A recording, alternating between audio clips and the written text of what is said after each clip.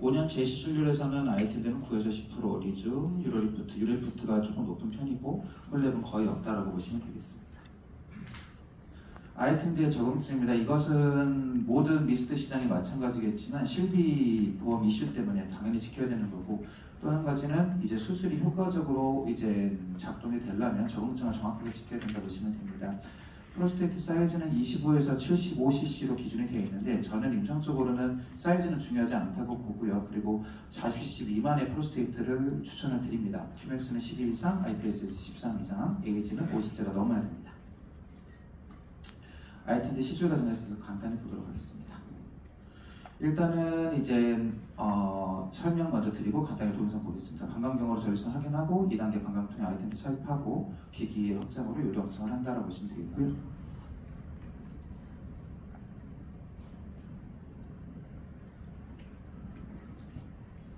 올림푸스에서 만든 동영상입니다. 간단히 다시 보시도록 하겠습니다.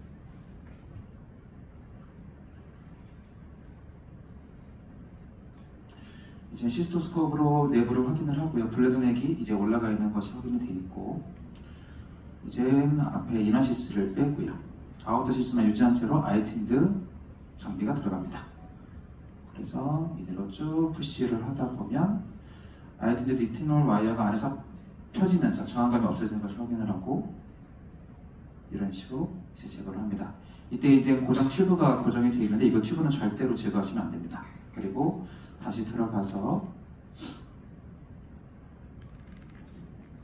안에 있는 아이틴드 스트럭처를 확인을 합니다. 그리고 이 고정 막대를 이용해서 이제 방향을 설정을 하고 시스토스코프로 보면서 가이드하면서 같이 내려오면서 고정을 하게 되겠습니다.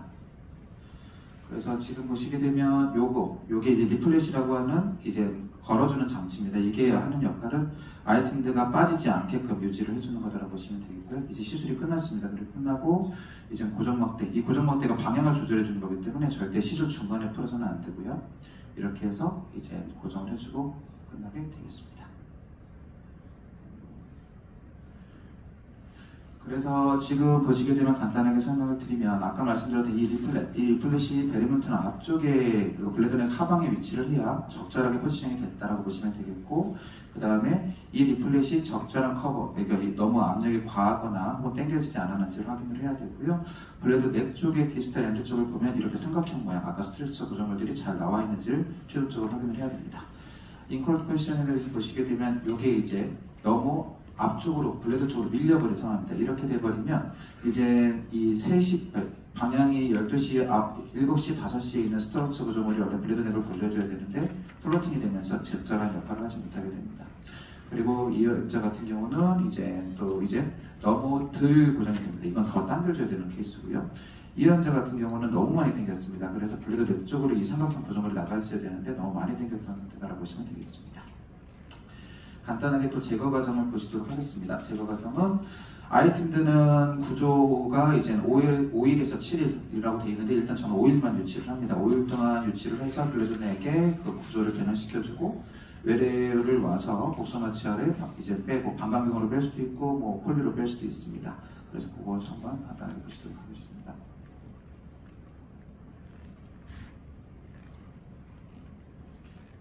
원래 올림푸스에서 제공한 영상이 있었는데 그냥 제가 찍었던 영상으로 저는 이제 헤모스타 폴리를 사용합니다. 헤모스타 폴리가 일반 폴리에 비해서 훨씬 더 리지디티가 강해서 텐션을 잘 받을 수가 있고 22프렌치 이상, 뭐 24프렌치가 좀 더 쉽고요. 24프렌치 사용해 주시면 좋으실 것 같고 앞에는 벌룬 위치부터 잘라서 이제 사용을 하고 있습니다. 그래서 저는 이거는 이온가스를 돌려서 재사용을 하고 있는 상태고요. 이제 환자분 이 앞에 실을 이제 스네어를 통해서 걸어주겠습니다. 그리고 뭐 외국에서는 이걸 묶어서 뺀다 이러는데 그냥 그럴 필요 없고 그냥 쭉 빼서 실을 앞에서 이쪽에서 잡아주고요.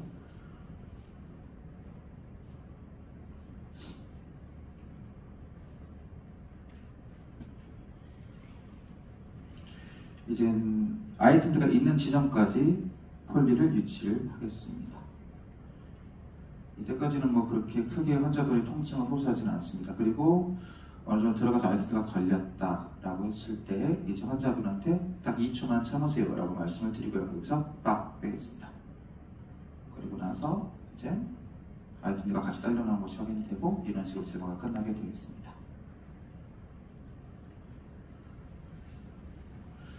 그래서 아까 말씀드렸던 이제 헤모스타틱 카테터는 이제 국내에서도 우리가 주문이 가능하고 요거는 뭐 홀랩이라든지 여러 시술에 사용할 수가 있습니다.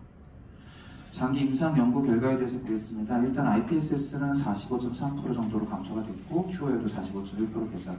효과 지속, 이게 가장 중요하죠. 지금 연구 결과는 79개월까지 일단은 재시술률에 있어서 안전하다는 것이 보고가 됐습니다. 그리고 QMAX도 58.1% 증가가 된 것이 확인이 됐다고 보시면 되겠고요. 재시술이나 추가 약물 필요성에 대해서도 이제 48개월 기준에서 지금 6.2%로 보고가 되고 있습니다. 타 미스트 대비해서는 상당히 낮은 수준으로 보시면 되고 추가 약물도 12%, 추가 약물도 사실은 알파블루크가 아니라 이제 다른 수술과 마찬가지로 안티콜린직이나 미라베그론 정도로 보시면 될 것 같습니다. 이제 안정성 프로파일에서도 경미한 혈뇨라든지 이런 사소한 부작용들이 있었었고요. 성기능 보존에서는 아주 훌륭한 이런 결과를 갖고 왔다 보시면 되겠습니다. 저희 병원에서 지금 임상을 진행하고 있습니다. 일단은 지금 일롤된 환자는 그 35명이 다 있는데 이제 데이터가 확보되는 사람이 17명이었습니다. 66.9세 환자였고 지금 14주 정도 추적 기간이 있었습니다. 그래서 지금 보시게 되면은 시술하기 전에 이제 먼저 IPSS도 이제 많이 감소가 됐고 IPSS도 21.4에서 지금 14주에 8.3까지 떨어진 것이 확인이 됐고요. 유로플로우도 9.8에서 16.3까지 증가가 된 것이 확인이 됐고 PVR 볼륨 같은 경우도 98.7에서 54까지 내려온 것이 확인이 됐습니다. 이제 케이스 간단하게 보시도록 하겠습니다. 이제 이 환자는 IPSS 21점, 그다음에 유로플로우 6점대, 잔뇨랑 80 정도 체크됐습니다.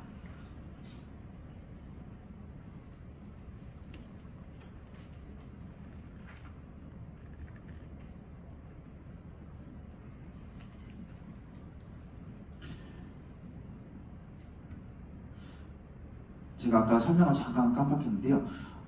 아이틴드는 미스트 수술 중에서 유일하게 블레더 맥이 엘리베이션 된 환자에서 특화된 치료법입니다. 이제 유로리프트나 프로게이터 모두 블레더 맥 엘리베이션에서는 이제 별로 추천을 하고 있지 않고 리준 같은 경우도 아까 이제 교수님께서 강의해 주신 메디안바가 올라가 있는 환자에서도 메디안바의 직접 주입을 권고하지 않지만 아이틴드 같은 경우에는 이런 환자에서 제일 특화가 있다라고 보시면 됩니다.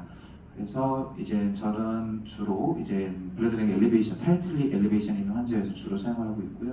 지금 텅이 드릉토로스 고정됐고 아까 말씀드렸던 삼각형 형태가 지금 확인이 되고 있습니다. 제일 아이틴드에서 주의하실 점은 아이틴드는 타 시술과 다르게 수술하고 나서 폴리를 넣는 것을 권장하고 있지 않습니다. 폴리를 넣게 되면 아이틴드 포지셔닝이 바뀔 수가 있고요. 그래서 항상 수술하고 끝나기 전에 스커브리 리지드 시술을 이용해서 이 포스트 보이 유린을 드레인을 해주는 것이 필수적인 조건이라고 보시면 되고요.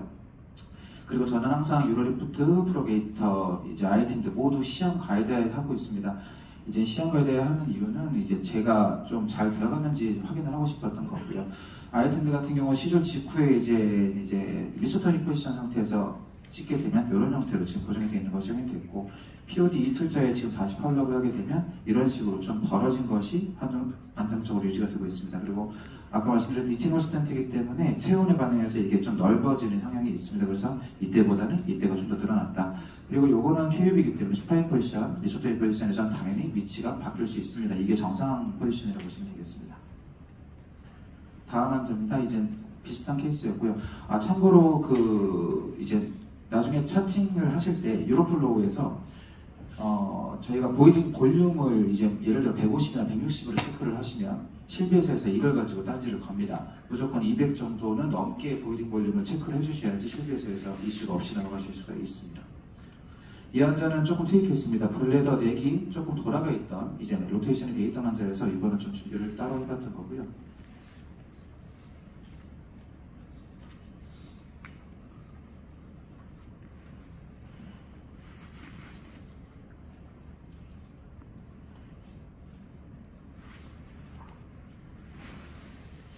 마찬가지로 이제 스프린터 확인하고 베르먼트 확인하고 이 환자도 약간 지금 라이트 쪽으로 로테이션이 되어 있는 상태입니다.